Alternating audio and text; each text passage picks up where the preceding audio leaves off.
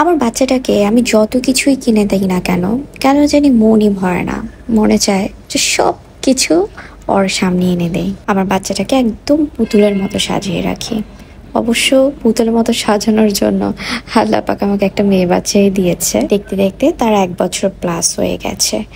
আমরা বড় করে চিন্তা করলাম যে বার্থডেটা পালন করি, কারণ প্রথম বার্থডে বলে কথা। এর জন্য আজকে চলে গিয়েছিলাম মেয়েকে নিয়ে তার বার্থডে ড্রেস কিনতে, জুতা কিনতে।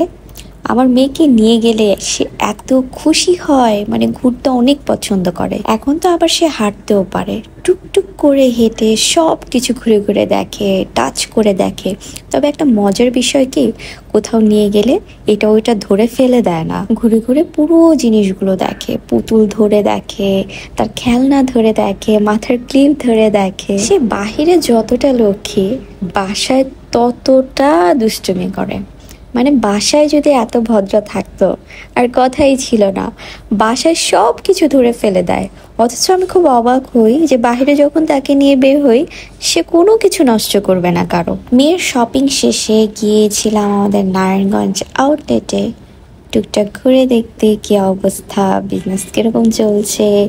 দেন দেখলাম অনেকগুলো নেল পালিশ কালেকশন এসেছে, আমি একটা অ্যাপ্লাই করে দেখলাম। সে এসে আমার মেয়ের বার্থডে ড্রেস সবাইকে দেখাচ্ছিলাম। পরানোর পরে এত পরি লাগছিল আমার মেয়েটাকে। পরের দিন গিয়েছিলাম বসুন্ধরাতে মেয়ের জন্য কিছু শপিং করতে, আর ফার্স্ট শপিং এ ছিল গোল্ড। আমি আজকে গিয়েছিলাম আমার মেয়ের জন্য 2 জোড়া চুড়ি কিনতে কুঞ্জ জুয়েলার্সে। মেয়ের বার্থডে বলে কথা, কোনো কিছুর অভাব হতে দেব না। শখের মেয়ে হলে যা হয় আর কি। আমি আর তার বাবা চলে গিয়েছিলাম। প্রথমে ডিসাইড করে গিয়েছিলাম যে এমন কিছু নিব যেটা মেয়েও যেন পড়তে পারে, আবার আমিও যেন পড়তে পারি।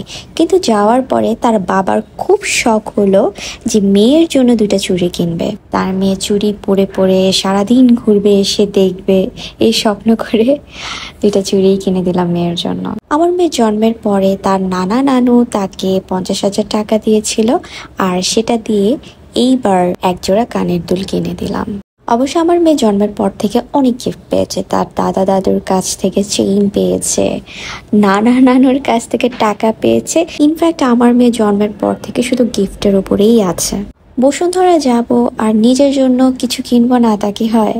আমি কিন্তু বসুন্ধরা যাওয়ার আগে অনেক নিজেকে বুঝাতে চাই যে না, নিজের জন্য আজকে শপিং হবে না, আজকে মেয়ের পিছনেই টাকা অনেক যাবে। কিন্তু কি আর করার, মনকে আর মানাতে পারি না। নিজের জন্য 2টা ড্রেস নিয়ে নিলাম। আর তার বাবার শপিং অনেক আগেই শেষ, ঈদের আগেই তার বাবা তার মেয়ের বার্থডের জন্য শপিং অলরেডি শেষ করে ফেলছে।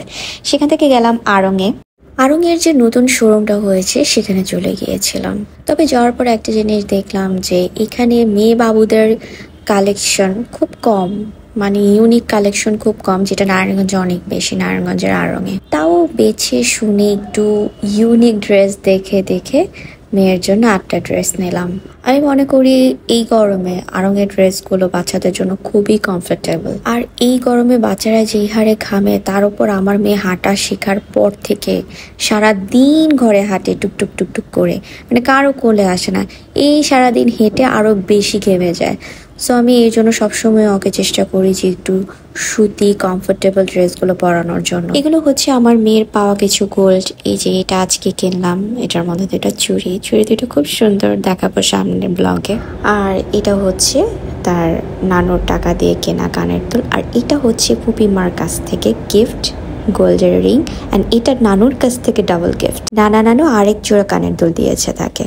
আমার শাশুড়ি মার বোন লাবজার দাদুর কাছ থেকে লাবজা কিছুদিন আগে কিছু গিফট পেয়েছিল। বাসায় যেয়ে দেখি সে ব্যাগটা কি সুন্দর কাঁধে নিয়ে ঘুরছে। এই জন্যই বলে যে মেয়েরা মেয়েদের জিনিসপত্রগুলো খুব সুন্দরভাবে আগলে রাখতে পারে। আল্লাহ পাক প্রদত্ত এগুলো জন্মের পর থেকেই মেয়েদের মধ্যে দেখা যায়।